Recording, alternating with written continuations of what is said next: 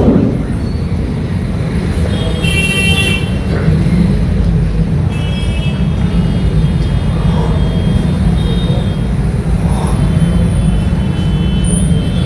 حول ولا قوة إلا بالله العلي العظيم. أعوذ بالله من الشيطان اللعين الرجيم. بسم الله الرحمن الرحيم. الحمد لله رب العالمين، والصلاة والسلام والتحية والإكرام على النبي الأمي سيدنا ومولانا أبي القاسم محمد.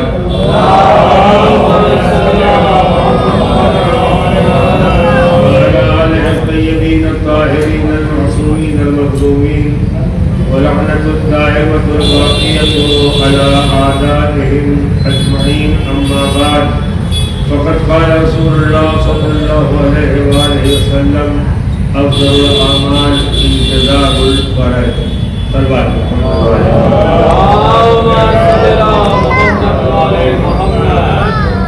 ایک مرتبہ سورہ حمد اور 3 مرتبہ سورہ توحید کی تلاوت فرما کر رضا حسین ابن مصطفیٰ حسین اور عثمان بادے کے تمام مرحومین کی روایت کے لیے بات کریں۔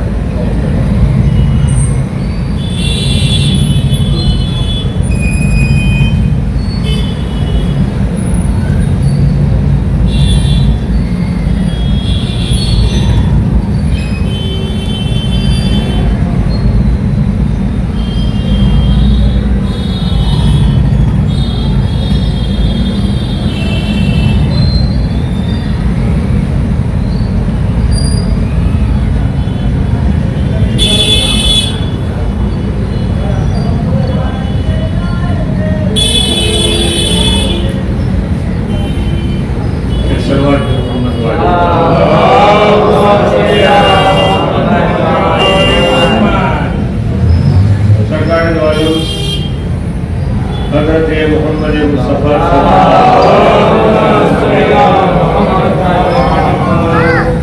یہ مشہور اور معروف حدیث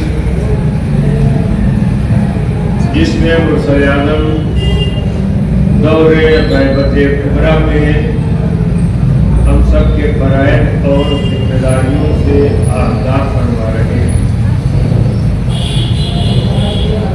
ہمیں رب کو بہتر پتہ ہے کہ امام زمانہ اجل اللہ تعالیٰ فرجہ الشریف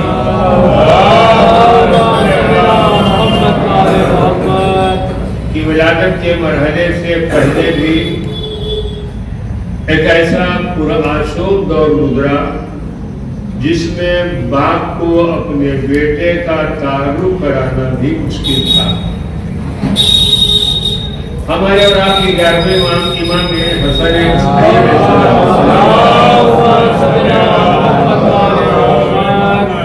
ابتدائی طور پر آپ نے بہت ہی مختصر حیات طیبہ پایا،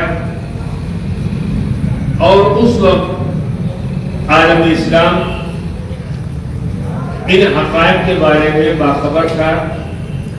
پیغمبر نے فرمایا تھا کہ میرے بعد 12 امام ہوں گے، اور ان میں سے باقاعدہ ایک ایک کا سلسلہ بتایا۔ میرے بعد علی، علی کے بعد حسن، حسن کے بعد حسین، اور حسین کے بعد ان کی ذریت میں 9 امام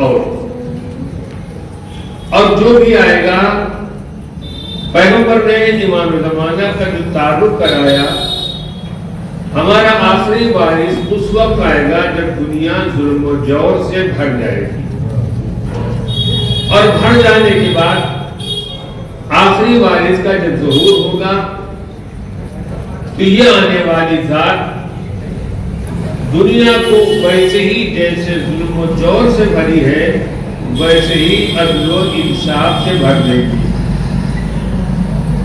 ابتدائی اسلام سے لے کر کے آخر تک جو بھی دور گزرا ہے، ہر حاکم وقت کو اس بات کا پتہ تھا کہ ہمارا سلسلہ نمبر ہے، ابھی تو سلسلہ برقرار ہے، لیکن جب 11واں آ گیا تو 11ویں آنے کے بعد خود بخود گھنٹی بجنے لگی۔ خطرہ خود بخود لوگوں کو محسوس ہونے لگا کہ 11واں آ گیا ہے، لہذا 12واں آئے گا، جب 12واں آئے گا تو اس کے فضائل اور اس کے مناقب اور اس کی حیثیت اور اس کا درجہ وہ ہوگا کہ دنیا ظلم و جور سے بھرے گی اور وہ اس کو عدل و انصاف سے بھر دے گا۔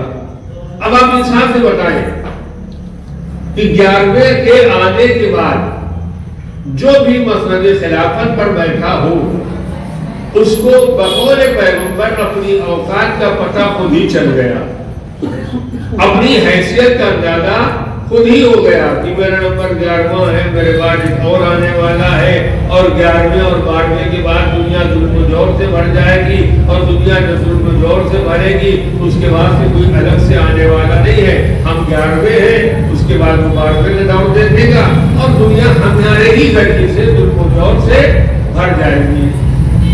اگر کہیں رگوں پہ شرافت کا پھول ہوتا تو اس کے اندر خود بخود انقلاب پیدا ہو جاتا کہ بڑی احتیاط کے ساتھ زندگی گزارا جائے، کہیں ایسا نہ ہو کہ دھبا ہمارے اوپر لگ جائے اور ہم ہی کو یہ کہا جائے کہ ہم لوگ کو جوڑ سے لگ جائے۔ لیکن چونکہ نسوں میں رگوں میں عداوت اہل بیت کا خون دوڑ رہا تھا، لہذا ہر آنے والا حاکم اس بات کی فکر کر رہا تھا اتنا قدم آگے بڑھاؤ کہ ہمارے بار والے ہم سے پیچھے رہ جائے، اتنا ظلم اٹھایا جائے، اتنا پریشان کیا جائے، اتنا اذیت دی جائے کہ ہمارا نمبر کم نہ ہونے پائے، ہماری حیثیت گھٹنے نہ پائے۔ لہٰذا ہر آدمی اپنے اپنے اعتبار سے کر رہا تھا، لیکن جب 11ویں امام منظر عام پر آ گئے تو 11ویں امام کے منظر عام پر آنے کے بعد اس کے بعد 12ویں امام ہے، لہذا اب 11ویں ہادی کی زندگی کو کیسے کیا کیا جائے کہ زندگی مختصر ہو جائے، ان کی زندگی آگے نہ بڑھنے پائے۔ لہذا ہر آدمی نے بہت جی لگا کے نعوذ باللہ امام معصومین علیہ السلام کو اذیت دیا، ستایا، پریشان کیا، جو کرنا چاہتے تھے وہ کر رہے تھے اپنے اپنے اعتبار سے۔ 11ویں امام کے زمانے میں حاکم وقت کی اس بات کی کوشش تھی کہ ایسا کام انجام دیا جائے کہ 12واں منظر عام پر نہ آنے پائے۔ اب پروردگار عالم اپنی جگہ گویا اللہ قدرت کاملہ کو رکھنے کے بعد بھی اللہ اپنی جگہ مسکرا رہا تھا کہ تمہیں بھی جتنا حوصلہ نکالنا ہو نکال لو، ہمیں جسے زمین پر لانا ہوگا اسے بہرحال لایا جائے گا۔ اگر تمہارے اندر ذرہ برابر تعلیم قرآن کا ذوق و شوق ہو تو تمہیں اندازہ لگاؤ 70,000 ایک موسیٰ کے واسطے قتل کر دیا گیا، موسیٰ نہ آنے پائے، لہذا ہر بچہ جو عالم وجود میں آیا اس کی زندگی کا خاتمہ کر دیا۔ لیکن پروردگار نے بڑھ کر آباد موسیٰ، وجود موسیٰ، فرعون تو صحیح کہ تمہارا محل ہو، تمہارا اقتدار ہو، تمہاری دولت ہو، اور میں جسے لانا چاہوں گا اسے لے آؤں گا، دربار تمہارا ہوگا، حکومت تمہاری ہوگی، اس کے بعد بھی تم موسیٰ کے وجود کو روک نہ پاؤ۔ اور جناب موسیٰ پیدا ہو گئے، اور پیدا ہونے کے بعد کہیں اور نہیں پروان چڑھے کہ کسی آدمی کو یہ کہنے کو ہوتا کہ وہاں تک ہماری پہنچ نہیں تھی، ہمارا تک ہماری معلومات نہیں تھی، لہذا موسیٰ بن گئے اتفاقی بات ہے۔ لیکن اللہ نے کہا تو صحیح کہ ہم موسیٰ کو پیدا کریں، ظاہری طور پر کوئی ایسے حالات اور اسباب نہ ہو کہ کسی بچے کو حیات مل سکتی ہو، لیکن ہم نے بچا کر بتا دیا۔ جب اللہ اپنے نمائندے کو بھیجنا چاہتا ہے تو دنیا کو بڑی طاقت کا اندازہ ہو جاتا ہے، خدا کو بڑی قدرت کا اندازہ ہو جاتا ہے۔ ایک سلمان بھی محمد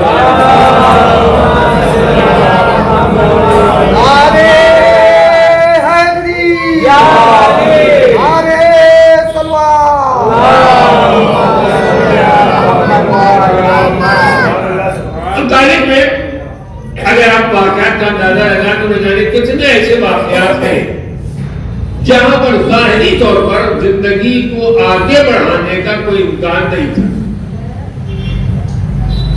انبیاء کی تاریخ آپ نے دیکھا، ائمہ کی تاریخ میں دیکھیے، امام رضا وقت آخر ہے اور امام رضا اپنے خادم جناب ابا سلم کو یہ بتا کر جا رہے ہیں میں جا رہا ہوں حجرہ عبادت میں دیکھو کوئی بھی اگر ہم سے ملاقات کرنے کے بعد سے آنے کا خواہش مند ہو تو اسے اندر نہ آنے دو.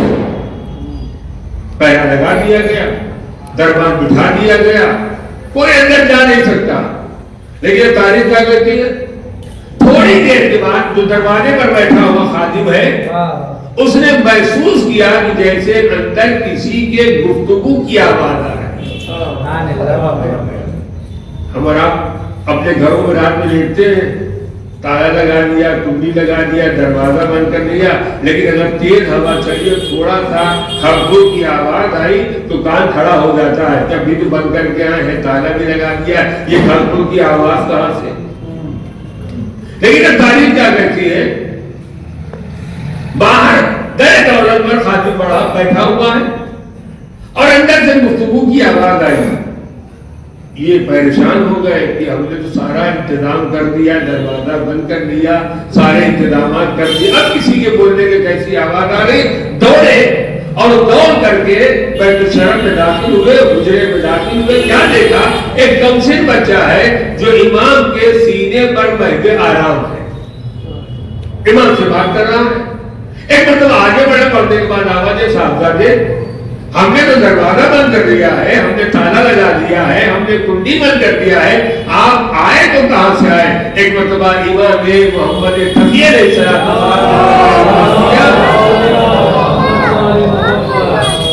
امام رضا نے پہلے فرمایا کہ تم گھبراؤ نہیں, کوئی اور نہیں ہے, یہ ہمارا بیٹا ہے جو ہم سے ملاقات کے واسطے آیا.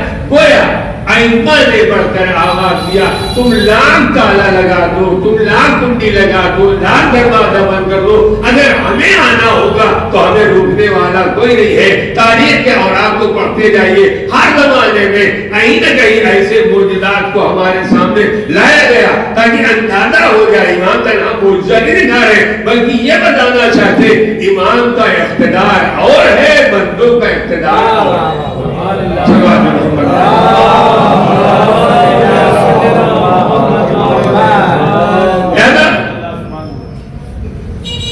ایمان کا وجود آنے لگا, آگے بڑھنے لگا اور سارا زور لگا دیا گیا کہ امام نے حسن عسکری تک کوئی خاتون نہ پہنچنے پائے.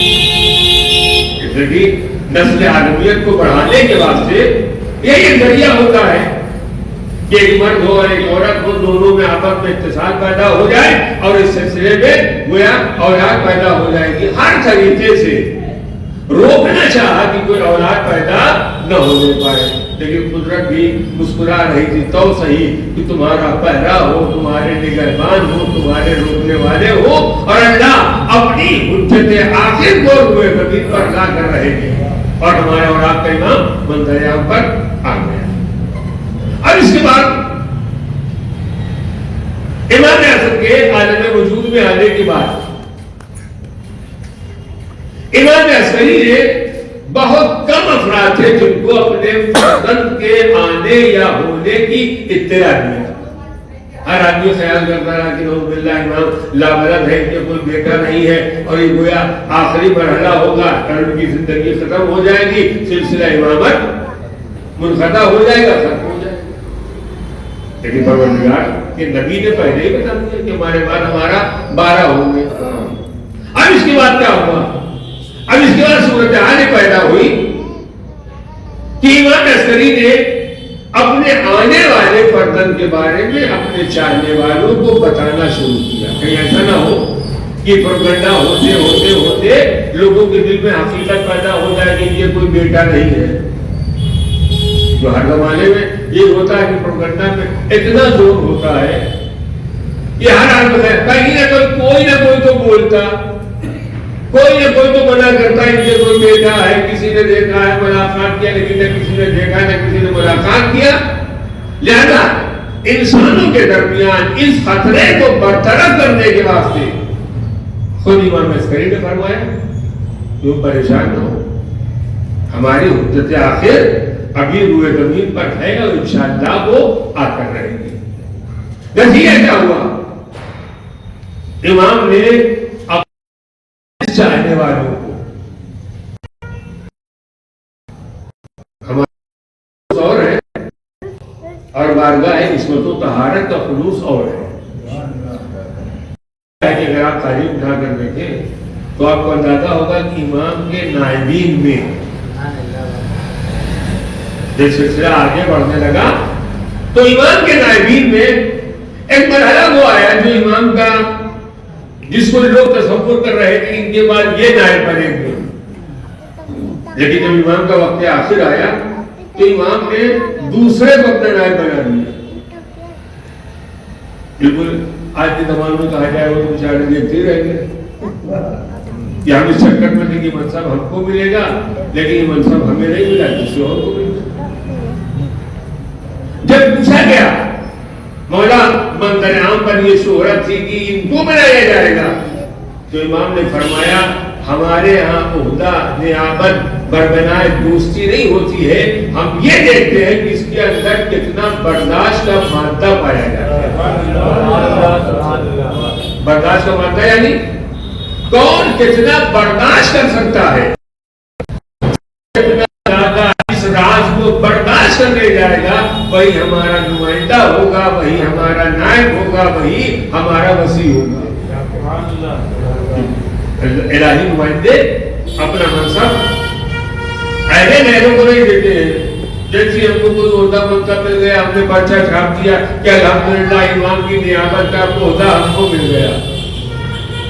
امام یہ دیکھا کرتے ہیں کون اس منصب کو چھپا سکتا ہے, کون اس منصب کو بچا سکتا ہے تاکہ یہ درمیان میں رہے اور کسی کو پتہ نہ ہونے پائے کہ امام کا نمائندہ کون ہے.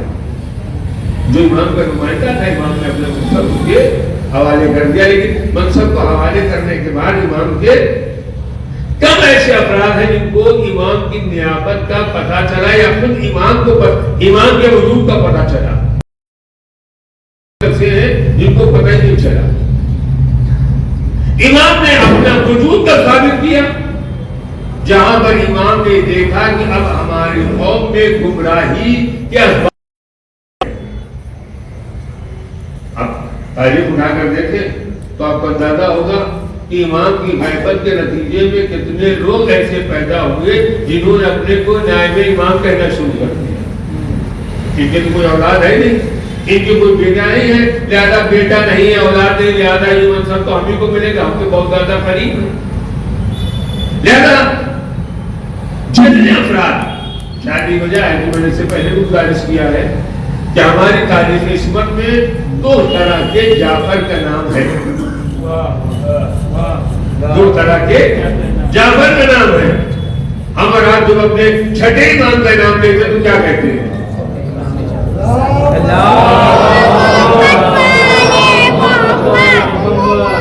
اسی لیے معصومین علیہ السلام نے کئی لوگوں کے درمیان اختلاف نہ پیدا ہو جائے, یہ والے ہیں یا وہ والے ہیں, وہ والے ہیں یا یہ والے ہیں, لہذا معصوم نے فرمایا جب کبھی جعفر کا نام لینا تو ایک مرتبہ حق کو الگ کر دینا اور باطل کو الگ کر دینا. ہم جب اپنے چھٹے امام کا نام لے تو کیا کہنا, جعفر نہیں, جعفر کے ساتھ صادق. یہ پتہ چل جائے صادق اور ہے, کاذب اور ہے, سچا اور ہے, جھوٹا اور ہے. شاید یہ وجہ ہے جب امام کے بھائی یعنی امام حسن عسکری کے بھائی جن کا بھی نام جعفر تھا, اب آج کے زمانے میں ہوتے تو دو پارٹی بن جاتی. ایک یہ ہوتے کہ امام کے حامی میں ہو جاتے, بھلا امام کا بھائی کہیں جھوٹا ہو سکتا ہے. ایک نیا سلسلہ پیغمبر نے فرمایا ہمارے بعد 72 بنیں گے, 72 کے بعد 74 اور 78 بن جاتے نہیں. ائمہ نے اس بات کا اہتمام کیا ہے کہ ہر دور میں سچے اور جھوٹوں کو الگ رکھا جائے. یہ وجہ ہے کہ ہمارے یہاں پڑھا جاتا ہے, سنا جاتا ہے.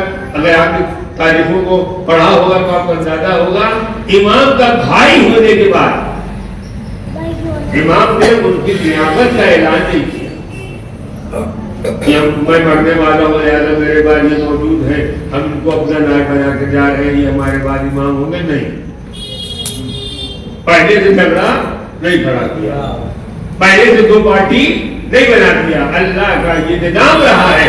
اللہ نے کسی کو نام بنام بہت آسانی کے ساتھ ہی بنایا ہے، بلکہ اللہ نے صفات و کمالات بیان کر دیے ہیں۔ ان صفات کا حامل جو تمہارے سامنے ہو وہ سمجھ لینا وہ ہمارا نمائندہ ہے۔ اب نتیجہ کیا ہوا؟ جناب جعفر، جن کو بعد میں جعفر کذاب کہا جاتا ہے، اور اس پر بھی ایک بحث ہے کہ جناب جعفر نے بعد میں توبہ کر لیا۔ اگر توبہ کر لیا ہوتا تو یقیناً بعد کے ائمہ یا خود ہمارے نواب اربعہ اس بات کی نشاندہی کرتے جب ان کو جعفر کذاب نہ کہا جائے، بلکہ انہوں نے توبہ کر لیا ہے۔ ایک گروہ پیدا ہو گیا جس نے جناب جعفر کو جعفر تواب کہنا شروع کر دیا۔ بہرحال اللہ بہتر جانے کہ جعفر تواب تھے یا جعفر کذاب تھے، بہرحال جو ہمارے سامنے ہے وہ یہی ہے کہ امام نے فرمایا میری نیابت وہی کرے گا۔ ہمارے اور آپ کے عقائد کی بنیاد پر امام کا نمائندہ وہی، امام کا وارث وہی امام کی نماز جنازہ پڑھاتا ہے۔ معصوم کی نماز معصوم کے علاوہ کوئی اور نہیں پڑھا سکتا ہے۔ اب اس کے بعد ایک سلسلہ ہے کہ جب امام کریم شہادت واقع ہو گئی تو جناب جعفر گویا آج کے زمانے میں کہا جائے کہ 56 انچ کا سینہ لے کر کے سامنے آ گئے اور آنے کے بعد فرمانے لگے کہ اس کا مطلب یہ ہوا کبھی کا کوئی بیٹا نہیں ہے، لہذا نماز جنازہ پڑھانے کا چانس ہم کو مل رہا ہے۔ اور اتنا نماز جنازہ نہیں ہے بلکہ نیابت کا اعلان ہے۔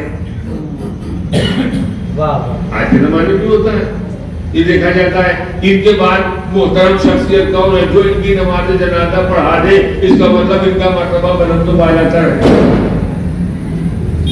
امام عسکری کی نماز جنازہ کے واسطے جناب جعفر آگے بڑھے، اور آگے بڑھنے کے بعد چونکہ ہم کوئی ہے نہیں، لہذا یہ سمجھ میں آ گیا کہ ہم ہی ہیں، لہذا ہم امام کی نماز پڑھائیں گے، اور بہرحال جو امام کی نماز پڑھائے اس کا مرتبہ بلند و بالا تک ہو جائے گا۔ لیکن پروردگار نے گویا ہمیں سمجھانا چاہا کہ جھوٹ کا چراغ بہت دنوں نہیں چلتا۔ امام کو جنازہ لا کر صاحب خانہ میں رکھا گیا۔ نماز جنازہ کے بعد جب ہر آدمی انتظار کر جہاں دو چار علماء اکٹھا ہو جاتے ہیں تو ہر آدمی جو ہے وہ تشریف میں رہتا ہے۔ اکثر آپ نے دیکھا ہو دریا آباد میں یا کربلا وغیرہ میں 8-10 مولانا اکٹھا ہو گئے تو ہر آدمی کبھی ان کو دیکھ رہا ہے، کبھی ان کے دیکھ رہا، کون تیاری کر رہا ہے۔ وہاں امام زمانہ جب آپ کا نماز جنازہ ہے کون پڑھائے گا؟ ہر آدمی ان کو دیکھ رہا ہے، کبھی ان کو دیکھ رہا ہے۔ نتیجہ کیا ہوا؟ جناب جعفر آگے بڑھے، پڑھنے کے بعد اپنی رضا اور اپنی ابا کو پھیلایا اور پھیلانے کا تیاری کرنے لگے۔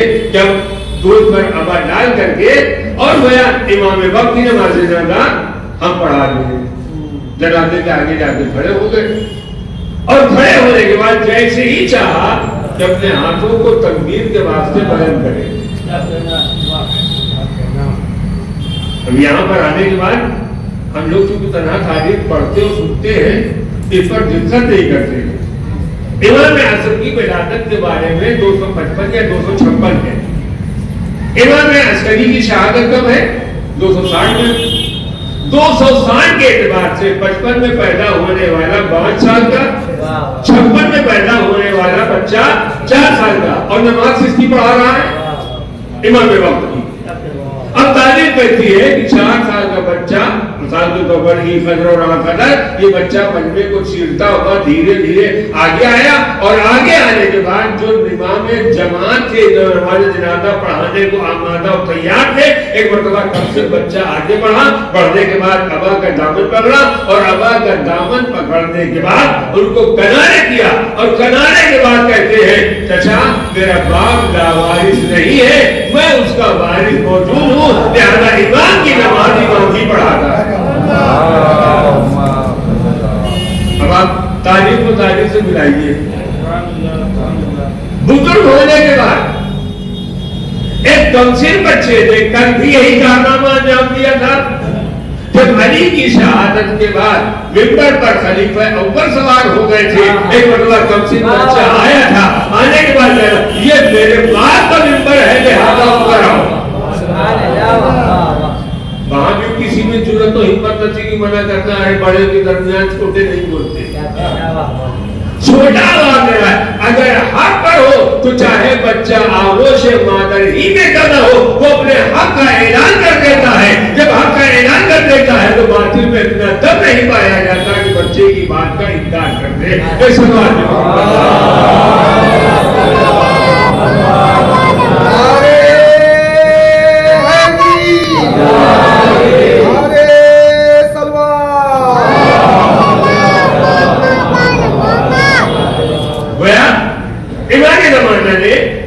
اپنی نعمت کا اعلان اس بھرے مجمع میں کیا. اس بھرے مجمع میں اپنی نعمت کا اعلان کیا. اب آئیے تھوڑا سا اس طرح بھی جائزہ لیا جائے. آئے اس دور غیبت میں امام کی غیبت دو طرح کی ہے. ایک غیبت غیبت صغرا کہی جاتی ہے, ایک غیبت غیبت کبریٰ کہی جاتی ہے. غیبت صغرا کی مدت 69 سال. ابھی چونکہ اردو میں 69 اور 75 کچھ ہوتا ہے جس سے ہو جائے لہذا انگریزی کے سہارا آسان ہے تاکہ ہر آدمی سمجھ جائے. 69 سال دور غیبت صغرا. اس دور غیبت صغرا میں امام زمانہ نے اپنے 4 نائب معین کیے اور ہر نائب کے بعد یہ بتا دیا کہ تمہارے بعد کون ہونے والا ہے.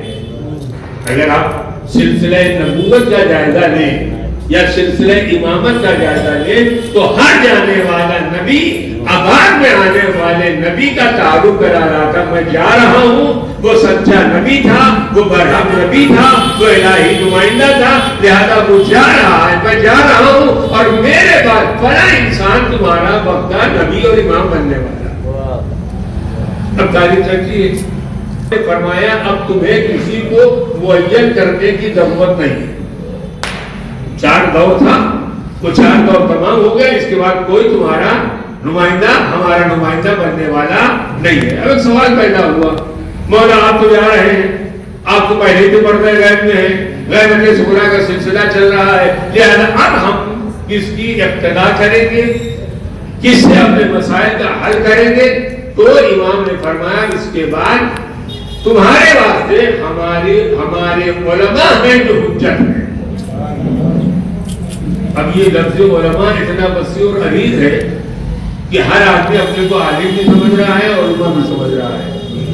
اب اتنا ہم لوگ آگے بڑھ گئے ہیں کہ ایک علماء کہنے لگے. ہماری ایک علماء سے ملاقات ہوئی, جب صحیح لفظ استعمال نہ کر پائے تو عالم کی قدر منزلت جا پڑی. واحد اور جمع میں فرق ہوتا ہے. واحد کے بعد سے کلمہ کچھ اور ہوتا ہے اور جمع کے بعد سے کلمہ اور ہوتا ہے. لہذا امام نے فرمایا ہمارے علماء تمہارے اوپر حجت ہے. جب کبھی بھی مسائل شریعہ اور مسائل دینیہ تمہارے سامنے پیش آئے تو تمہاری ذمہ داری ہے کہ ہمارے علماء کی طرف رجوع کرنا. کون سے علماء؟ وہ علماء من کان من الفقہاء سائلا لنفسہ.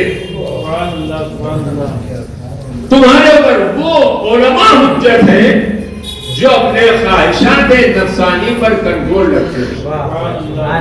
حافظاً لدینہ, درہم و دینار دیکھنے کے بعد اپنے قوم کے سامنے اپنے مذہب کا سودا نہ کریں, دین کو نہ بیچیں. جو دین کو بقا کی ذمہ داری لے وہ وہی ہمارا نائب ہے. امام نے سارے مسائل بیان کرتے ہیں کون ذمہ دار ہوگا اور کون ذمہ دار نہیں. اب مسئلہ پیدا ہوا کہ آج دور غیبت کبریٰ میں ہمارے اور آپ کے فرائض و ذمہ داریاں کیا ہیں. ہم سمجھتے ہیں کہ امام کا نام لینے کے بعد اپنی گردن کو چھپا دیا, فیصلہ ہو گیا, ہم نے اپنا فریضہ ادا کر دیا. نہیں, تنہا گردن کے جھکا دینے سے فریضہ ادا نہیں ہوتا ہے. اگر گردن کے ساتھ اپنا دل بھی جھکا دیا تو اس کا مطلب یہ ہے ہم نے امام کی ابتدا کی. شاید یہ وجہ ہے کہ دور غیبت کبریٰ میں ہمارے علماء نے جو ہماری اور آپ کی ذمہ داری بتایا. آج کے زمانے میں ہماری ذمہ داری کیا ہے, ہمارے فرائض کیا ہیں. ہماری ذمہ داری اور فرائض یہ ہے کہ پہلے مرحلے میں اپنے امام کی سلامتی کی دعا کریں، اپنے امام کی سلامتی کی دعا کریں۔ ہم بسا اوقات بچے اور نوجوان مسکراتے ہوئے، ارے ہم کیا اور ہماری دعا کیا، ہماری دعا میں اتنا اثر نہیں ہے تو کیا فائدہ دعا کرنے سے؟ زبان میں اثر ہو یا نہ ہو، دعا کر کے دیکھو، جو دعا کر رہے ہو بہرحال وہ دعا قابل قبول ہے۔ پہلا مرحلہ ہے امام کی سلامتی کی دعا کرنا۔ اگلا مرحلہ آتا دورے غیبت کبریٰ میں امام کی سلامتی کے واسطے صدقہ نکالنا۔ آپ انصاف سے بتائیں، زیادہ تر افراد کو ہے جو شب نیمہ شعبان یا کہیں محفل میں رہے ہیں یا کہیں قبرستان میں رہے ہیں، ہمیں قبرستانوں میں اوپر کی روشنی کا خیال ہے، قبر کے اندر کی روشنی کا خیال نہیں۔ آپ کو قبرستان میں کتنے افراد ملے ہوں گے جو خالی کبھی اس قبر پر ہے، کبھی اس قبر پر ہے، کبھی یہاں مذاق کر رہے ہیں، کبھی وہاں مذاق کر رہے ہیں، کسی قبر پر ایسا کم نظر آیا ہے کہ جہاں پر بیٹھ کر کے کوئی آدمی تلاوت قرآن کر رہا ہے۔ یہ تلاوت قرآن اس سے بہرحال بہتر ہے جو چند قطروں کو ہم نے ڈال کر کے وہاں پر بیٹھ کر کے ٹھٹا لگا رہے ہیں، ایک دوسرے سے مذاق کر رہے ہیں۔ یہ مذاق کی رات نہیں تھی، یہ رات ہمارے سال بھر کے مقدر کے تحریر کرنے کی رات تھی۔ اگر اپنے گناہوں کو معاف کرانا ہے تو شب نیمہ شعبان تمہیں دعا کرنا ہوگی، استغفار کرنا ہوگا، ہمارے صالحات انجام دینا ہوگا۔ اگر ایسے ہمارا انجام دے گو تو اللہ تمہارے گناہوں کو بھی معاف کرے گا، اللہ تعالی سوچنے والے کو بھی معاف کر دے گا۔ یہ سوال ہے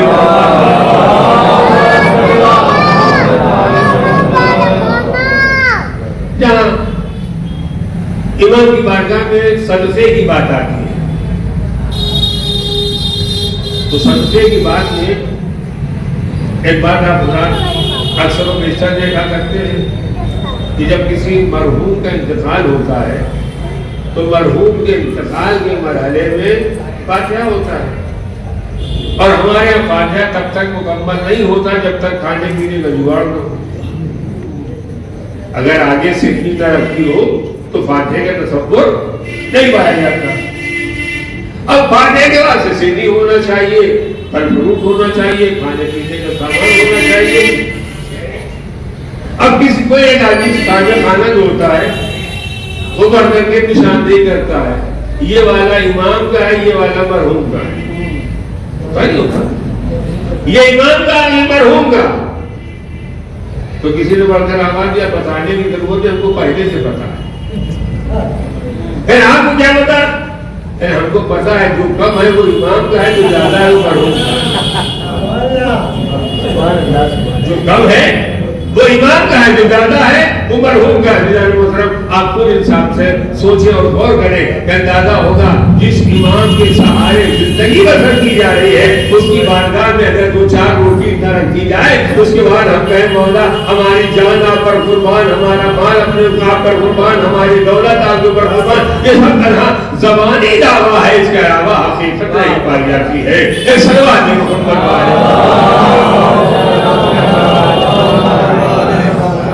لہذا دور غیبت کبریٰ میں جو ہماری ذمہ داریاں بتائیں گے امام کی سلامتی کے بعد دعا کرنا۔ اسی کے ساتھ ساتھ دور غیبت کبریٰ میں امام کی نیابت میں اعمال صالحہ انجام دینا۔ مثال کے طور پر اگر اللہ نے ہم میں سے کسی کو شرف دے دیا کہ ہم لوگ کربلا معلّہ چلے گئے تو ہمارے علماء نے فرمایا کہ جو کربلا معلّہ کے بعد سے سفر کا ارادہ کر رہے ہو تو اپنی نیتوں میں جہاں اپنا نام لے رہے ہو، اپنے والدین کا نام لے رہے ہو، اپنی بیوی بچے کا نام لے رہے ہو، وہی نیابت میں اپنے وقت کے امام کو بھی شامل کر دو۔ ہم لوگ تو یہ پوجا کرتے ہیں، ارے ان کے بعد میں جاؤ پہلے سب چیز ہمارے زیارت کا کیا مطلب وہ کربلا میں رہتے ہی ہے۔ اسی لیے ہمارے علماء نے دور غیبت کبریٰ میں جو فرائض بتائے ہیں ان فرائض میں بتایا ہے کہ کوئی ضروری نہیں ہے کہ آپ اپنے وقت کے امام کو دیکھیں. پردہ ہماری نگاہوں پر پڑا ہے، امام کی نگاہوں پر پڑا ہے. امام ہمیں دیکھ رہے ہیں ہم جہاں کہیں بھی ہیں. اور یہ وجہ ہے کہ کہا جاتا ہے کہ جب روز قیامت آئے گی یا امام کا ظہور ہوگا، جیسے پتہ چلے گا یہ امام زمانہ ہے اور ہم ان کے چہرے پر نگاہ ڈالنے کے بعد ہم کہیں یہی ہے. یہ تو قادری کی مسجد میں ہمارے ساتھ نماز پڑھ رہے تھے، ہمارے ساتھ ہمارے جا رہے تھے، بڑا جگہ جلوس میں تھے، بڑا جگہ محفل میں تھے. اس کا مطلب کیا ہوا؟ اس کا مطلب یہ ہوا کہ امام ہم کو دیکھ رہے ہیں، ہم اپنے امام کو نہیں دیکھ رہے ہیں. اللہ کی بارگاہ میں ہمیں دعا کرنا چاہیے پروردگار جو ہماری نگاہوں پر پردہ پڑا ہوا ہے اس پردے کو ہٹا دے تاکہ اپنے امام کے چہرے کو اسی دنیا میں بھی دیکھ سکے اور وہاں بھی دیکھ سکے. اے صلوات محمد.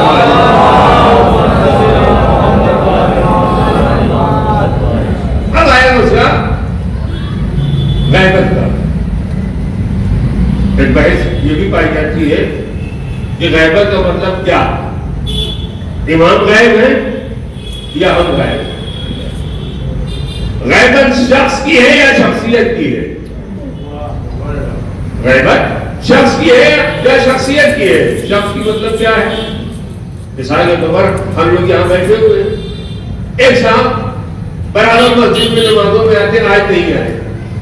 ہم نے کہا آج کوئی دکھائی دے رہے ہیں. اس کا مطلب کیا ہوا؟ غیبت شخص کی ہے. فلاں صاحب آج ہمارے درمیان نہیں ہے. کبھی کبھی ایسا ہوتا ہے غیبت شخصیت کی ہوتی ہے، شخص ہمارے سامنے ہے. ہم نے کہا کہ آپ نے سنا؟ پہلے کیا؟ فلاں صاحب کے صاحبزادے جو ہیں ایران چلے گئے پڑھنے کے واسطے، وہاں پڑھ رہے ماشاءاللہ بڑی ترقی کر رہے، بڑے آگے بڑھ گئے. اور اتفاق ایسا ہوا کہ وہ ہماری بر میں بغیر ٹوپی کے آگے بیٹھ گئے. نیا آدمی آیا، بار بار مڑ مڑ کے دیکھ تو رہے آیا کون، لیکن کون نہیں جانتے. تھوڑی دیر کے بعد جب مجلس تمام ہو گئی تو آپ نے کسی آدمی کے پاس تعارف کرا جن کے بارے میں نے تذکرہ کیا تھا، یہ وہی صاحبزادے جو فلاں صاحب کے ہیں. آپ بتائیں جو بھی آدھے گھنٹے سے بیٹھے ہوئے ہیں یہ شخص ہمارے سامنے تھا یا نہیں تھا؟ یہ آدمی ہمارے ساتھ تھا یا نہیں تھا؟ آدمی تھا لیکن اس کی شخصیت ہمارے سامنے نہیں تھی. بالکل یہی کیفیت ہے امام زمانہ کی بھی. امام زمانہ ہمارے درمیان موجود رہتے ہیں لیکن ان کی شخصیت ہمارے نظروں سے غائب رہتی ہے. زیادہ یہ تصور نہ کرنا وہ تو ہمارے سامنے آتے ہی نہیں ہیں، ہم ان کو دیکھتے نہیں ہیں. فرق اس بات کی ہے ہم ہر قدم پر جب کبھی بھی کسی اجنبی کو دیکھیں یہ تصور ہمارے یہاں ہونا چاہیے کہ ایسا تو نہ ہو یہی ہمارا امام وقت ہو. جب امام وقت کا تصور پیدا ہوگا تو انسان کے قلوب میں خود بخود احسان پیدا ہو جائے گا. کہیں نہ کہیں ہمارے تصورات میں امام کا وجود پایا جائے گا. اور جب امام کا وجود پایا جائے گا تو بہرحال ہمارے اعمال میں، ہمارے عادات میں، ہمارے اعتبار میں، ہماری نقل و حرکت میں کہیں نہ کہیں فرق پایا جائے گا. بس ادھر محترم میں نے بات کو یہ بجا کر کے تمام کر دیا. ہماری ذمہ داری ہے کہ ہم اس دور غیبت کبریٰ میں اپنے ایمان کے واسطے بے قرار ہیں. ابھی ہمارے یہاں کا عجیب ایک فلسفہ ہے، یہ کہا جاتا ہے ہم اپنے امام کے واسطے بڑا بے قرار ہیں، اپنے امام کا انتظار کر رہے ہیں. آپ انصاف سے بتائیں انتظار کرنے والے کی کیفیت بے چین ہوتی ہے یا پرسکون ہوتی ہے؟ بات کر لیجیے. یہ مجلس ہونے والی ہے، کسی صاحب کو مجلس پڑھنا ہے اور وہ ابھی تک نہیں آئے، مجمع کیا کر رہا ہے؟ انتظار. جب ہم اور آپ انتظار کر رہے ہیں تو مڑ مڑ کر کبھی یہ دروازہ دیکھتے ہیں، کبھی وہ دروازہ دیکھتے ہیں، کبھی وہ کھڑکی دیکھتے ہیں، ادھر سے آ جائیں گے ادھر سے آ جائیں گے. اس کا مطلب کیا ہوا؟ جب انسان کو انتظار ہوتا ہے تو انسان کے اندر بے چینی پائی جاتی ہے، سکون نہیں پایا جاتا ہے. سکون کا پانا اس بات کی دلیل ہے نہ ہمیں انتظار سے بے چینی ہے نہ ہم واقعی انتظار کرنے والے ہیں. جب انتظار کرنا ہے تو کہیں نہ کہیں بے قراری پائی جائے، کوئی ایسی حرکت پائی جائے جس سے پتہ چل سکے کہ ہم اپنے امام کا انتظار کر رہے ہیں۔ صلوات محمد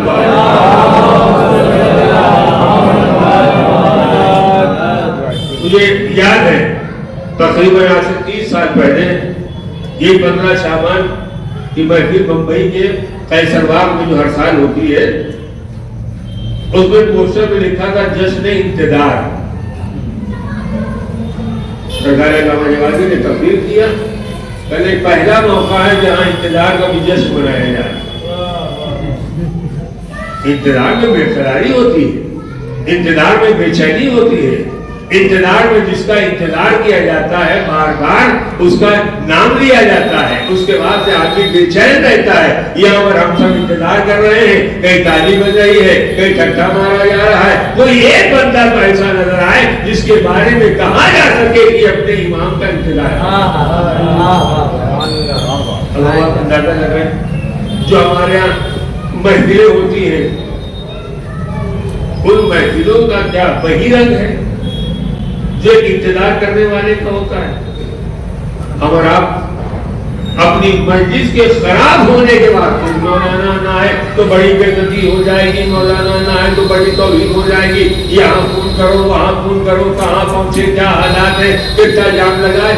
ہر 2 منٹ کی بات جس سے اپنا مطلب حل ہونے والا ہو اس کو فون کر کے اپنے مشکل مرحلے میں اس سے مدد مانگی جاتی ہے۔ ہم اور آپ امام کا انتظار کر رہے ہیں، نہ کوئی رابطہ کرنے کے بعد سے تیار ہے، نہ کوئی پیشانی ظاہر کرنے کو تیار ہے، نہ کوئی پریشان ہونے کو تیار ہے۔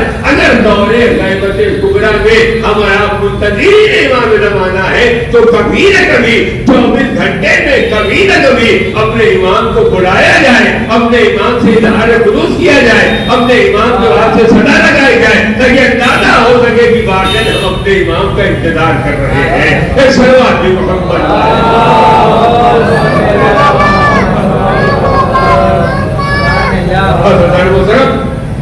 ہمارے اندر بھی کہیں نہ کہیں بے چینی ہونا چاہیے، اضطراب ہونا چاہیے۔ بات کو تمام کرتے ہوئے ایک جملہ اور گزارش کر دیا جائے۔ ہمارے عقائد کی بنیاد پر دنیا کے ہر انسان کے اندر سہو و نسیان پایا جاتا ہے، بھول چوک پایا جاتا ہے۔ وقت جیسے جیسے بڑھتا جاتا ہے حالات اور حادثات کی دھمک کم ہوتی جاتی ہے۔ باپ کا جس دن انتقال ہوتا ہے اس دن تڑپ اور ہوتی ہے۔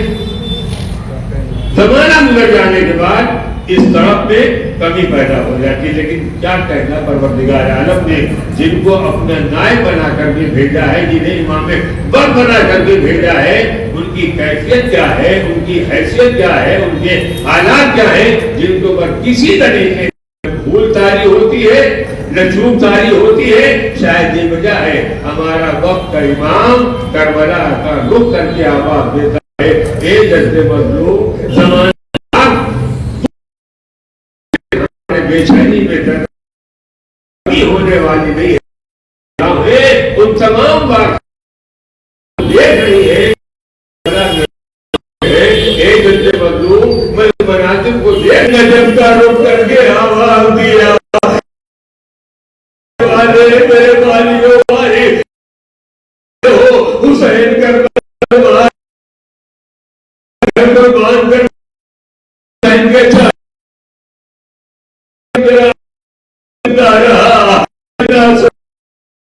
ایک مرتبہ ایسا نہ کہے جب تک میں درد نہ تھی، حسینی کی نگاہ اٹھا کر کے یہ مرحلہ تو بتایا، قرآن کے کنارے بازو قدم عباس وہ جنازین بڑھائے اوپر بنی ہے، بات کے پڑھنے کا نہیں، بات کا جب کوئی زمین پر آتا ہے تو لوگوں کا سہارا دیتا، لیکن ہائے تیرا سے زمین پر آیا، ہاں ہو گئے میں تھی سر پر گر لگی اب سے زمین پر آئے کوئی سہارا دینے والی ہائے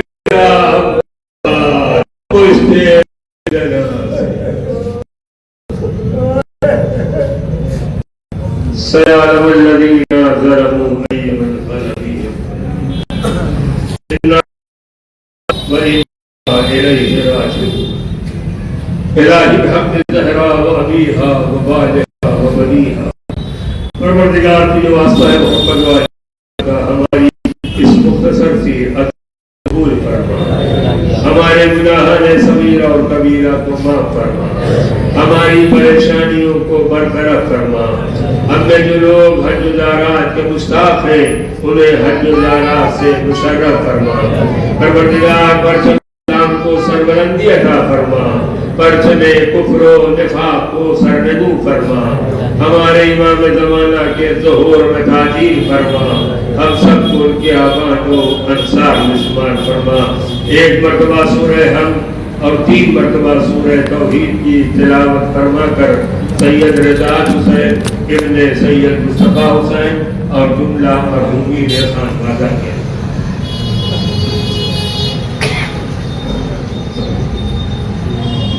کیا کرتا